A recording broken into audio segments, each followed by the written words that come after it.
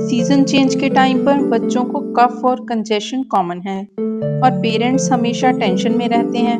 वेदा सखी सुजेस्ट करती है एक सिंपल और नेचुरल रेमेडी, सॉल्ट पोटली थेरेपी।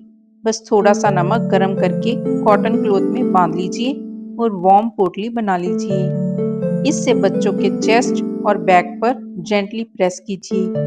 ये थेरेपी कफ को सूद करती है, कंजेशन को कम करती है और बच्चों को देती है पीसफुल नींद। Natural healing, happy kids.